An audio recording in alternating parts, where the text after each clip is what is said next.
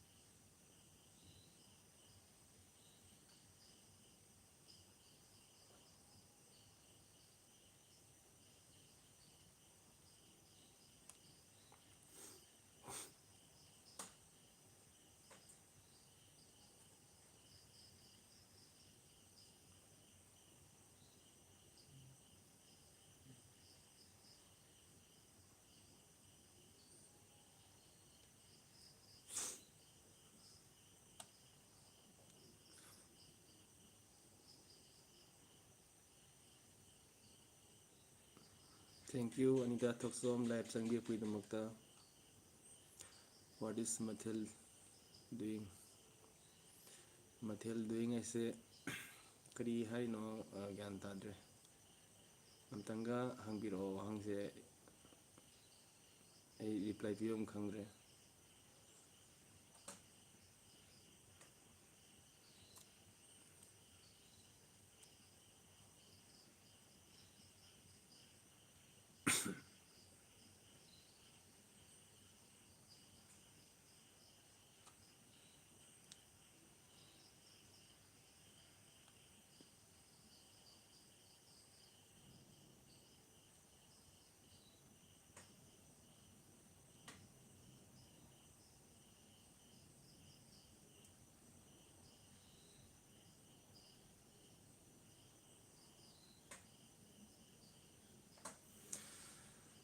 Mayam isay Khanbiro, Mayam Kali Mathin Sanage, Ahamaktada, Aigi YouTube ki channel Asida, live Laki Pagidama, Mayam Punamapu Hagasari. Thank you, Medina Thonozum bro, Kaidano. Yumdani, a Hoji exacting style or a gang, Mayamga, Wariota Sanage, Kanato Gana Laiko. The Mayam Sum I say Adam I Salake Mayam say can be say some Salake Kari Sita.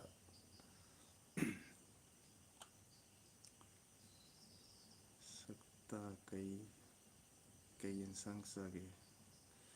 As a boy, why to me, why Sakui Tizabina, Sakta has you to guide you, though Matian Yuadi can start at that. Kano Kangso Izare. La Putaro Iron Bama. Ngamasabaza ꯑꯗꯨꯃꯥꯏꯅ ꯇꯧꯔꯦ ꯑꯗꯣ ꯑꯩꯈꯣꯏꯒꯤ madam Anita ꯊꯣꯛꯆꯣꯝꯗꯤ ꯀꯔꯤ ꯃꯊꯦꯜ ꯆꯥꯈꯤꯒꯦ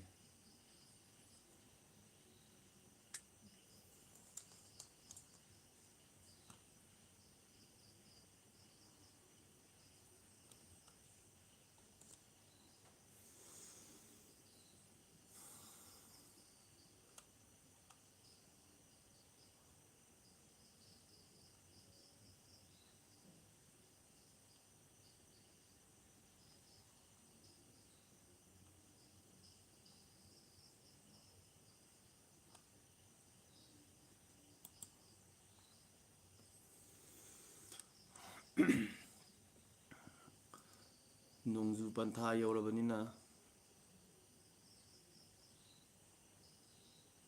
ꯉꯟ ꯇꯨꯝꯅꯕꯗꯤ ꯐꯩ ꯑꯃꯨꯛꯀꯁꯨ ꯍꯟꯅ ꯃꯌꯥꯝ ꯄꯨꯝꯅꯃꯛ ꯑꯩꯒꯤ ꯌꯨꯇ꯭ꯌꯨꯕꯀꯤ ꯂꯥꯏꯚ ꯁ꯭ꯇ꯭ꯔꯤꯃꯤꯡꯁꯤꯗ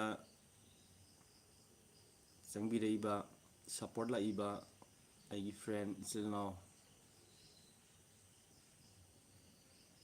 ꯄꯨꯝꯅꯃꯛꯄꯨ ꯁꯔꯠꯀꯤ ꯄꯨꯔꯅꯤꯃꯥꯒꯤ ꯃꯥꯏꯀꯩꯗꯒꯤ थागतपा फोंदोक्चरी वेलकम ऑल ऑफ यू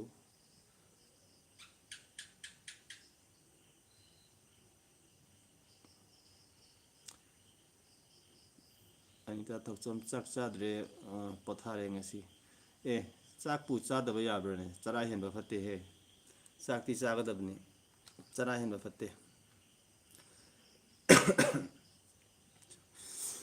चाकती चागदबनी चरा हेनबा फते अदुगा मयामदे नमदा हनिंगबा मा चाक से ngana चावबको चाक से थेंग चानो नुंदांगी चाक से दी ngana चाबिरो करिना हेदे हक्चांग फना लगे अना एकतगी कनगे हाइतारगदी चाक से ngana चाबिरो ngallabada pung taruk ko ado aduga ngamdragana pung tariat ni pan yamabda asigi manungda chak chabiro nungdangi duna adum kainoda youtube ta su sum jengo mase ina haibante science na haibni ko yari makai chak sidi nganna chabiro yam theng chabase ki haina bise si yam phate hakchang yoina ko ana punamak masidagi hore tangkai hena ko ana ba punamak rokham se chak midang chak theng chaba asidagi ayamana oigalena dumaina science na hai chak chara hen gano chak chara su karigamba khara disum charo tan la karigamba khara dumne light oina khara di chara hen be fatte thangai singa lining dana tawkibaduna amani ko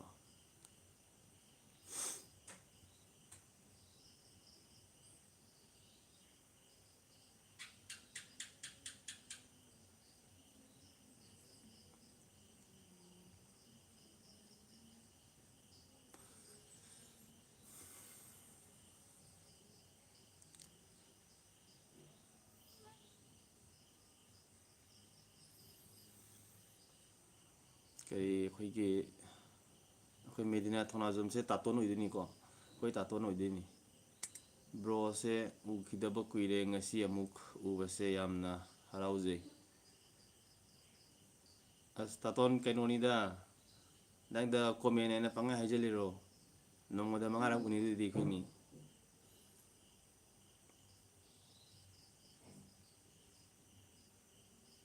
taton kainang sage kari maten sage nangdi nga yaudda yada biduro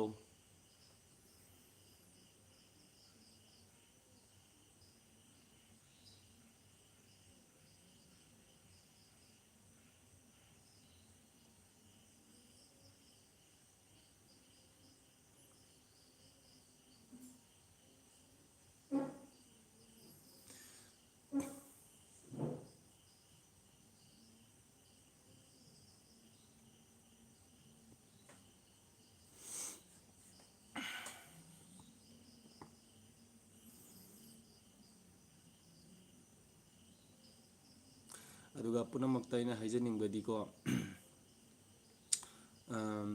ai isi se khara sum khara ngangji bako ado adum haira su hitana khara sum ai sum mayamgi damak tum ka taroke ba ado isi se khanbiro aina khara alai boy khanbiro ko ai yam haite haitaga su sum mayamgi tamina se ngahang nungai mina se adna sum haijabni bako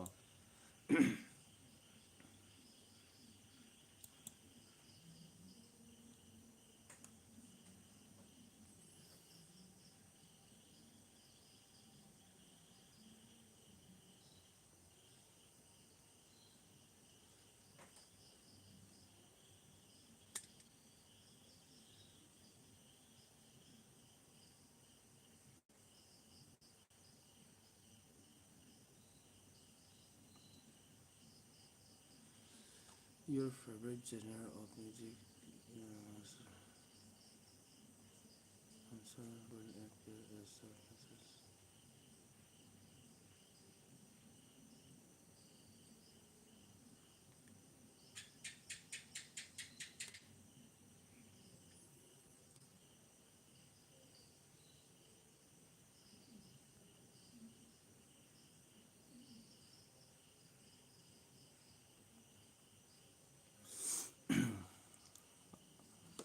kaya ba aseng bani ꯑꯩꯈꯣꯏꯗꯤ ꯁꯔꯦꯡ ꯉꯥꯇꯣꯏ ꯑꯣꯏꯅ ꯍꯣꯠꯅꯖꯔꯦ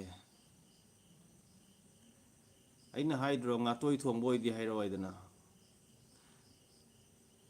ꯉꯥꯇꯣꯏ ꯊꯣꯡꯉꯗꯤ ꯍꯥꯏꯔꯛꯑꯣ ꯍꯥꯏꯗꯅ ꯇꯥꯇꯣꯅ ꯍꯥꯏꯔꯒ ꯉꯥꯇꯣꯏ ꯊꯣꯡꯉꯦ ꯑꯦ ꯑꯗꯨꯗꯤ ꯍꯦꯟꯃꯟꯗ꯭ꯔꯣ ꯄꯤꯖꯅꯤꯡꯗꯦ ꯄꯤꯖꯅꯤꯡꯗꯦ ꯍꯥꯏꯕꯅꯦ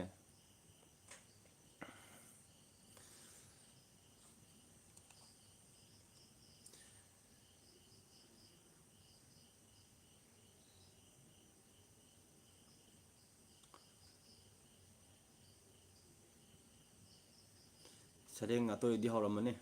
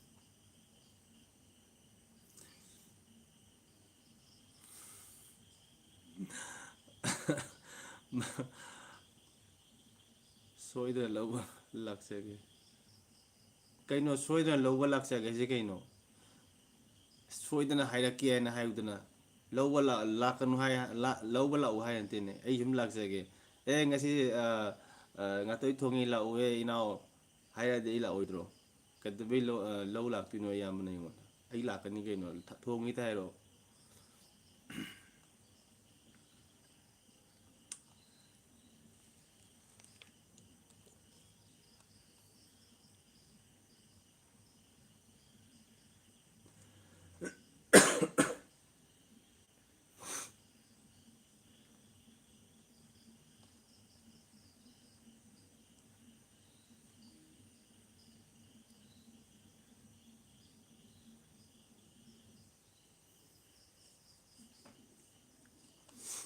ꯑꯗꯨꯗꯤ ꯑꯩ ꯕꯣꯅꯤꯌꯥꯝꯒꯤ ꯏꯁꯩ ꯋꯥꯈꯜꯒꯤ ꯑꯩ ꯃꯇꯦꯛ ꯑꯃꯇ ꯁꯛꯀꯦꯀꯣ ꯃꯇꯦꯛ ꯑꯃꯇ ꯑꯩ ꯇꯥꯍꯟꯖꯔꯛꯀꯦ ꯕꯣꯅꯤꯌꯝꯒꯤ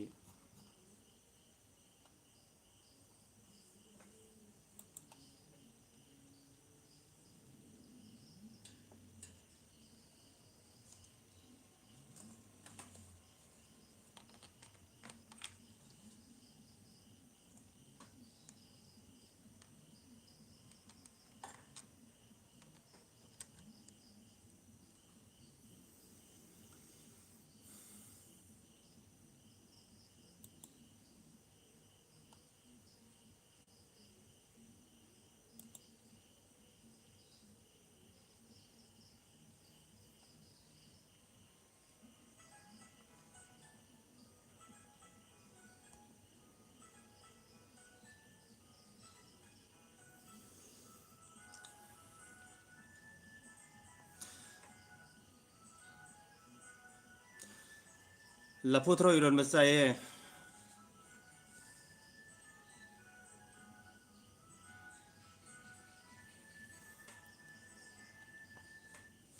ꯋꯥꯈꯜꯒꯤ ꯍꯧꯔꯛꯐꯝ ꯑꯣꯏꯕꯅ ꯅꯣꯡꯃꯇꯁꯨ ꯀꯥꯎꯗ꯭ꯔꯕ ꯅꯍꯥꯛꯄꯨ ꯑꯩꯅ ꯀꯔꯝꯅ ꯅꯤꯡꯁꯤꯡꯒꯅꯤ ꯆꯥꯡꯌꯦꯡ ꯇꯧꯒꯦ ꯈꯜꯂꯗꯨꯅ 이밋 아세 위실라바쇼 낭떠기 삭담니 우리바 ꯊꯃꯣꯏꯗ ꯂꯣꯠꯇꯨꯅ ꯂꯩꯈ꯭ꯔꯕ ꯅꯍꯥꯛꯄꯨ ꯊꯃꯣꯏꯗ ꯂꯣꯠꯇꯨꯅ ꯂꯩꯈ꯭ꯔꯕ ꯅꯍꯥꯛꯄꯨ ꯃꯐꯝ ꯀꯗꯥꯏꯗ ꯊꯤꯔꯨꯒꯅꯤ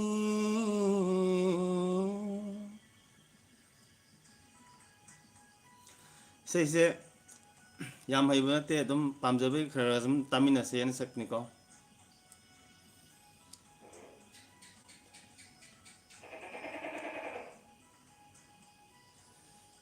ꯑꯩꯒꯤ ꯂꯥꯏꯐꯇ ꯍꯥꯏꯔꯝꯕꯅꯤ okay okay thank you life support ꯂꯥꯛꯄꯤꯕꯗꯃꯛ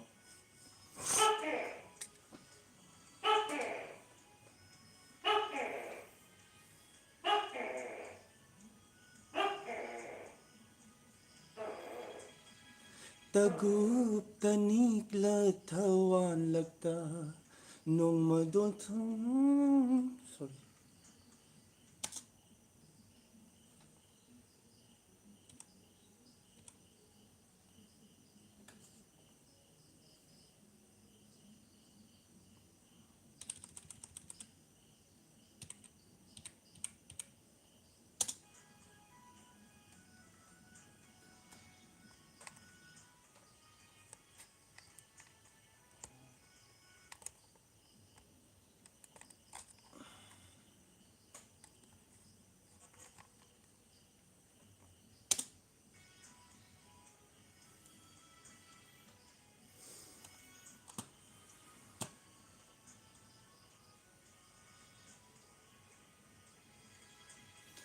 तगुप तनिकला थवान लगता सॉरी करी तौरनो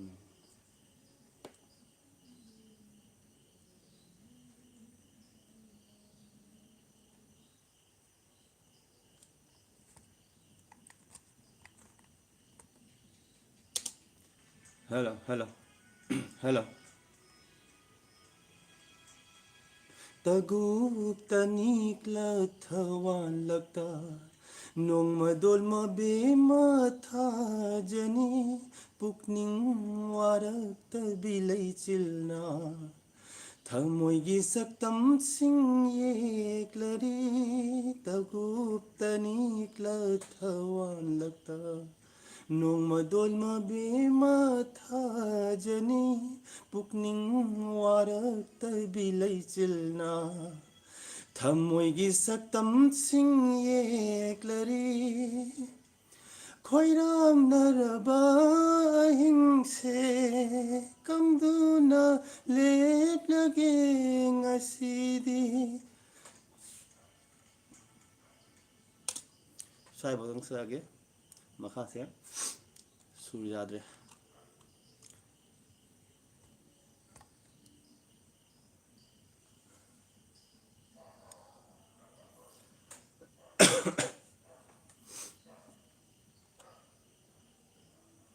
ओके गुड नाइट ꯌꯥꯝ ꯉꯟꯅ ꯇꯨꯝꯅꯔꯦꯀꯣ थैंक यू थैंक यू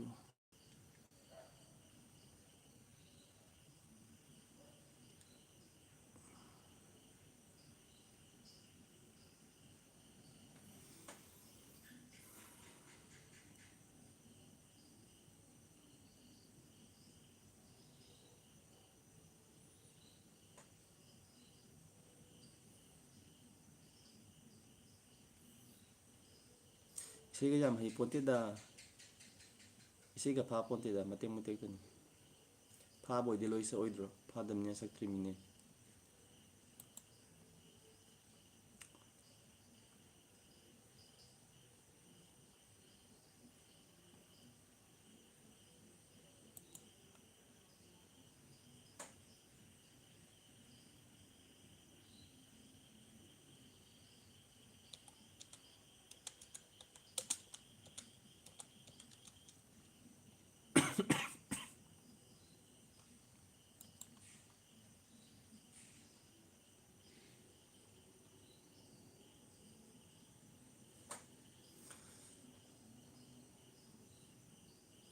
तातो इसी इसी इसी कमाई तो हुई तातो ꯁꯨꯝ ꯁꯨꯝ ꯇꯥꯕ ꯀꯕꯛ ꯀꯕꯛ ꯖꯥꯈꯤꯕ꯭ꯔꯥ ꯀꯃꯥꯏꯅ ꯇꯧꯒꯦ? ꯑꯗꯣ ꯃꯊꯪꯗꯤ ꯇꯥꯇꯣꯟ ꯏꯁꯩ ꯑꯃꯇꯪ ꯁꯛ ꯇꯥꯏꯌꯦ꯫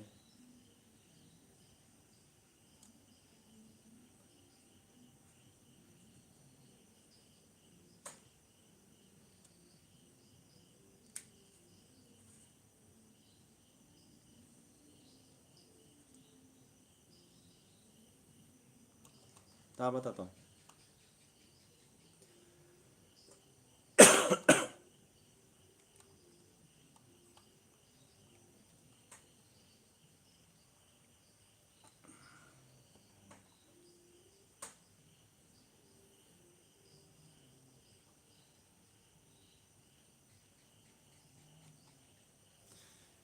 ꯇꯥꯇꯣꯟꯒꯤ ꯏꯁꯩꯗꯣ ꯑꯩ ꯃꯇꯦꯛ ꯑꯃꯇ ꯁꯛꯂꯛꯒꯦꯀꯣ꯫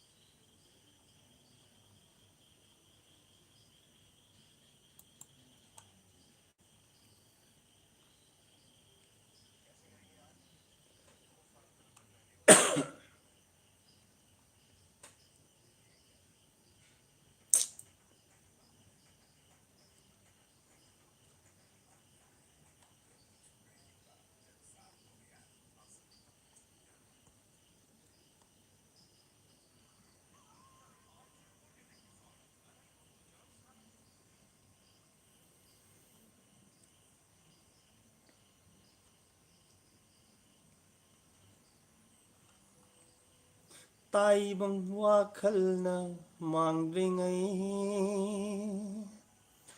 ꯍꯛꯆꯥꯡꯅ ꯃꯥꯂꯦꯝꯗ ꯇꯤꯟꯗ꯭ꯔꯤꯉꯩ ꯍꯣ, ꯇꯥꯏꯕꯪ ꯋꯥꯈꯜꯅ ꯃꯥꯡꯗ꯭ꯔꯤꯉꯩ, ꯍꯛꯆꯥꯡꯅ ꯃꯥꯂꯦꯝꯗ ꯇꯤꯟꯗ꯭ꯔꯤꯉꯩ, ꯊꯋꯥꯏ ꯂꯩꯔꯥꯡ ꯂꯩꯅꯨꯡꯁꯤ ꯃꯗꯨꯝ ꯀꯪꯗꯨꯅ ꯃꯥꯡꯗ꯭ꯔꯤꯉꯩ, ꯊꯋꯥꯏ ꯂꯩꯔꯥꯡ ꯂꯩꯅꯨꯡꯁꯤ ꯃꯗꯨꯝ ꯀꯪꯗꯨꯅ ꯃꯥꯡꯗ꯭ꯔꯤꯉꯩ, ꯇꯥꯏꯕꯪ ꯋꯥꯈꯜꯅ ꯃꯥꯡꯗ꯭ꯔꯤꯉꯩ, ꯍꯛꯆꯥꯡꯅ ꯃꯥꯂꯦꯝꯗ ꯇꯤꯟꯗ꯭ꯔꯤꯉꯩ ꯍꯣ, ꯇꯥꯏꯕꯪ ꯋꯥꯈꯜꯅ ꯃꯥꯡꯗ꯭ꯔꯤꯉꯩ꯫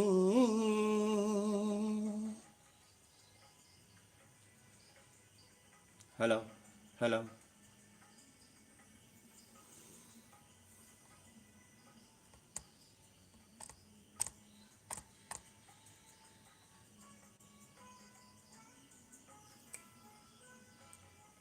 Thank you.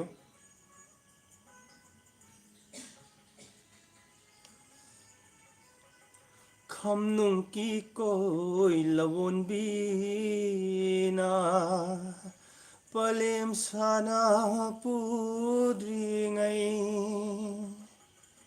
ꯈꯝꯅꯨꯡꯀꯤ ꯀꯣꯏ ꯂꯧꯋꯣꯟꯕꯤꯅ ꯄꯂꯦꯝ ꯁꯥꯅ ꯄꯨꯗ꯭ꯔꯤꯉꯩ, ꯑꯩꯒꯤ ꯑꯔꯣꯏꯕ ꯃꯇꯝꯗ ꯄꯥꯎꯗꯝꯂꯝꯒꯦꯀꯣ ꯅꯨꯡꯁꯤꯅ ꯀꯥꯗ,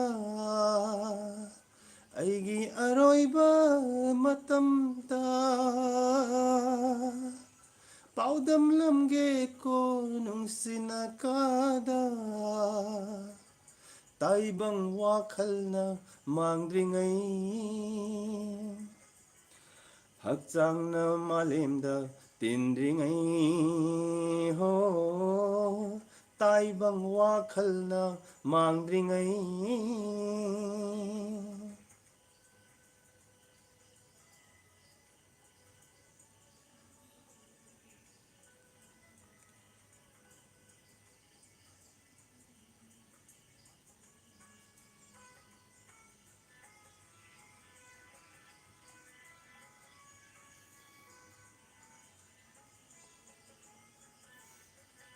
ꯅꯪꯕꯨ ꯀꯌꯥꯗ ꯅꯨꯡꯁꯤꯕ ꯑꯩꯒꯤ ꯁꯦꯡꯂꯕ ꯊꯃꯣꯏꯅ ꯅꯪꯕꯨ ꯀꯌꯥꯗ ꯅꯨꯡꯁꯤꯕ ꯑꯩꯒꯤ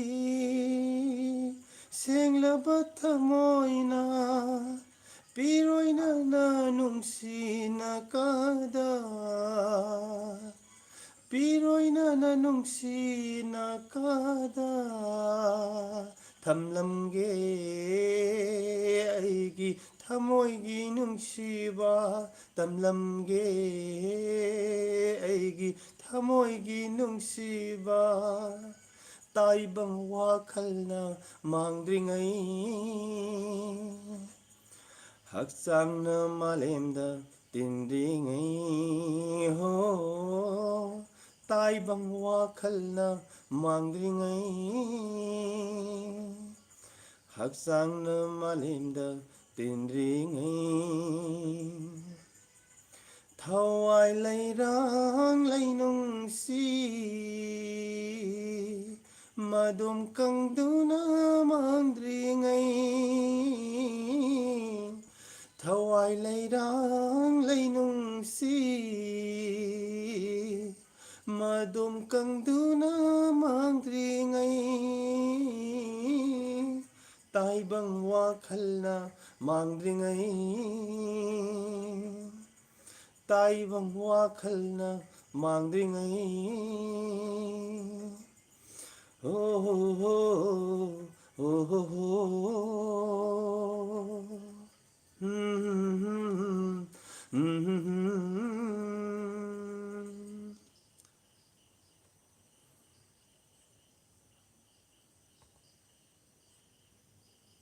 Thank you.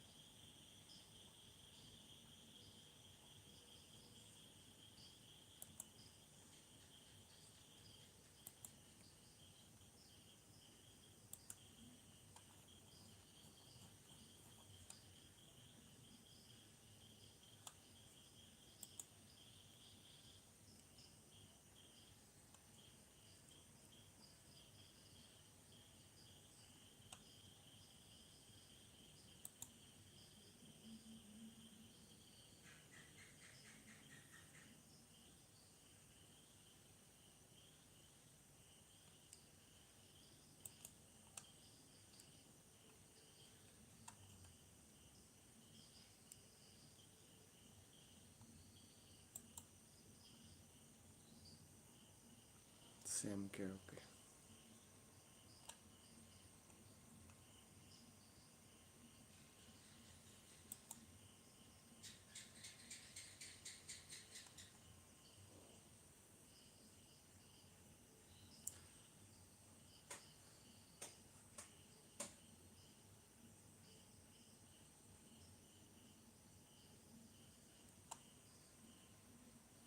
What is it? India, Delhi, Mahatma.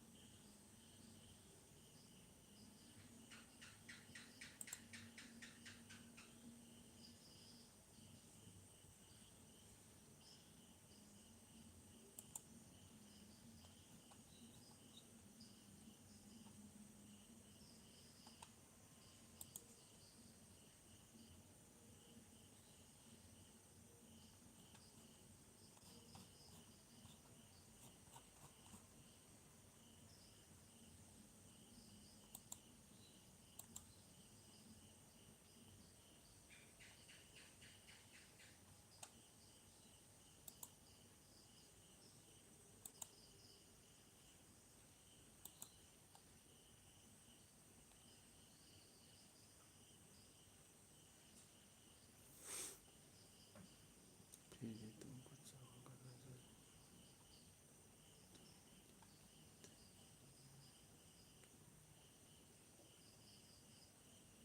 दिखता.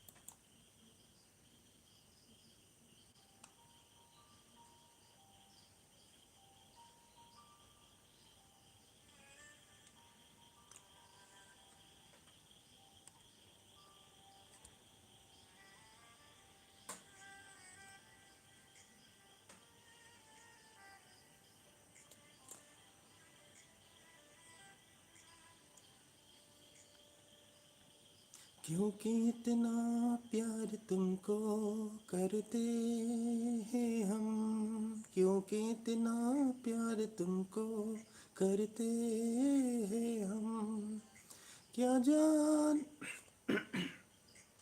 सॉरी.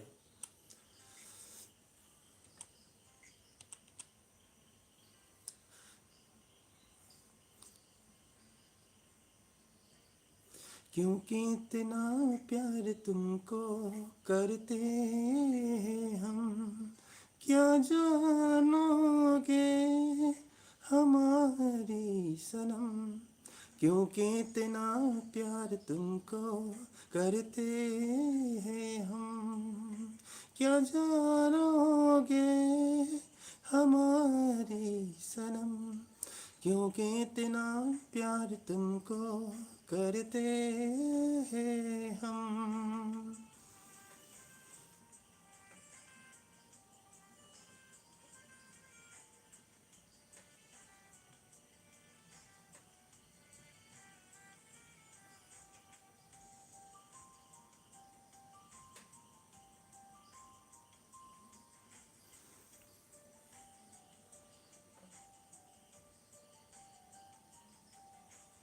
तूने ओ जाना दीवाना किया है, दीवाना किया इस कदर, दीवाना किया इस कदर।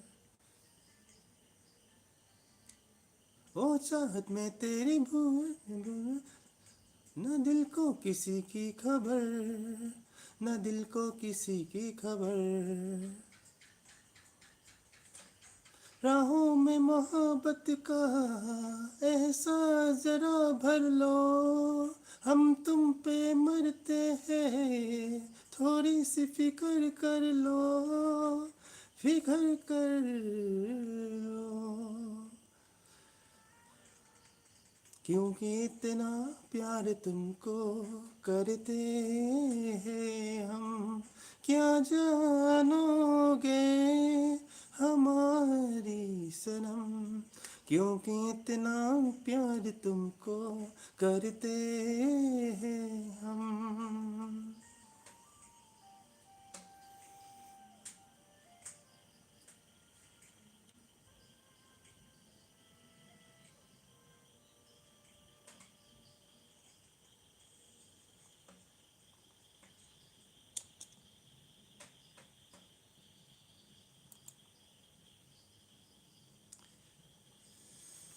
Thank you. ये अलग सा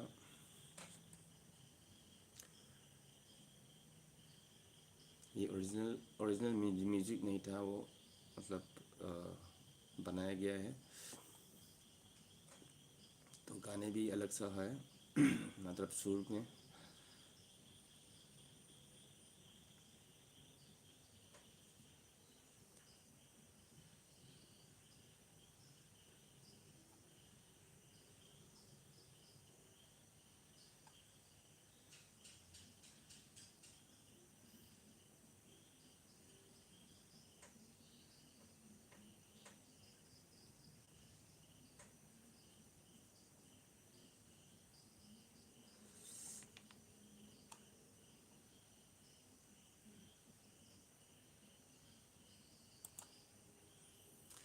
कुछ कुछ होता है का मैं एक गाना ले लेता हूँ। ये भी नया वर्जन है, अलग सा म्यूजिक है इसका, अलग सा मज़ा होगा।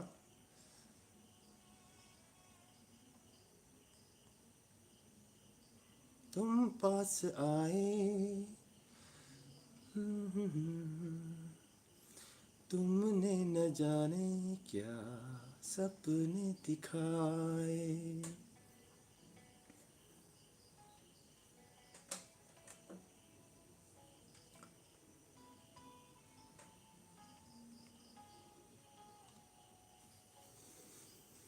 तुम पास आए, यूं मुस्कुराए, तुमने न जाने क्या सपने दिखाए। अब तो मेरा दिल जागे ना सोता है, क्या करूँ हाय, कुछ कुछ होता है, क्या करूँ हाय, कुछ कुछ होता है। कुछ ऐसा है म्यूज़िक, बहुत बढ़िया है, नया अंदाज।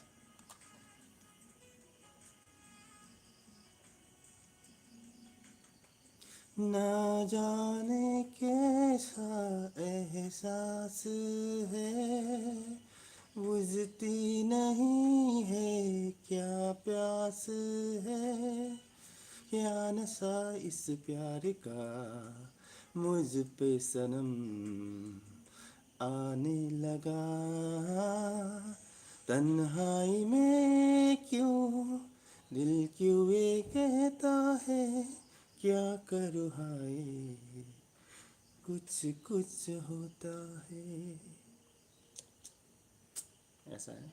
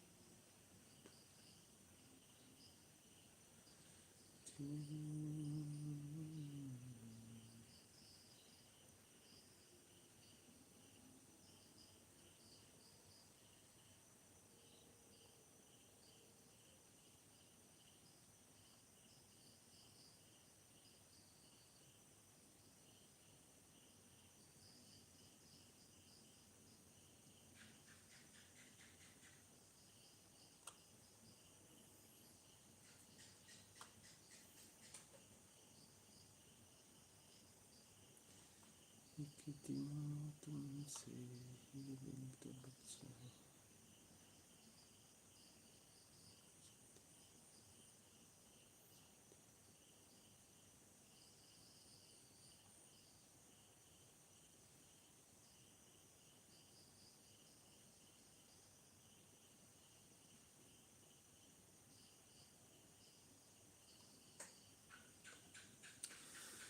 Okay, thank you. तो फाइनली मैं मेरा लाइव स्ट्रीमिंग अभी ख़त्म कर लेता हूँ। सभी से मैं विदा लेता हूँ। Bye bye and good night. See you tomorrow.